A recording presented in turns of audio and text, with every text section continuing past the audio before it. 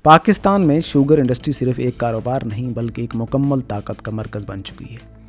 اس صنعت پر قبضہ رکھنے والے افراد اکثر اسمبلیوں میں بیٹھتے ہیں، قانون بناتے ہیں اور فیصلے کرتے ہیں جن سے ان کے اپنے کاروبار کو فائدہ پہنچتا ہے۔ اب سوچیں، جب قانون ساز ہی فائدہ اٹھانے والے ہوں تو وہ قانون عوام کے لیے بنائیں گے یا اپنے کاروبار کے تحفظ کے لیے؟ یہ معاملہ صرف شوگر مل تک محدود نہیں، اصل کھیل تو ایکسپورٹ اور امپورٹ کی اجازت میں چھپا ہوا ہے۔ ایک مخصوص وقت پر حکومت چینی ایکسپورٹ کرنے کی اجازت دیتی ہے۔ ظاہر ہے اس وقت ملک میں چینی کی کمی کا خطرہ نہیں ہوتا۔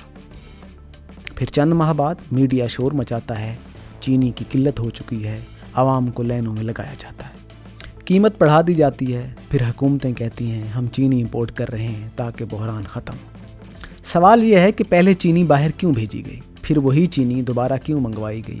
ایکسپورٹ اور امپورٹ کی اجازت کن لوگوں کو دی گئی؟ جواب ہمیشہ ایک ہی ہے، انہی لوگوں کو دی گئی جو چینی کے بڑے کھلاڑی ہیں اور اقتدار کے ایوانوں میں بھی بیٹھے ہیں۔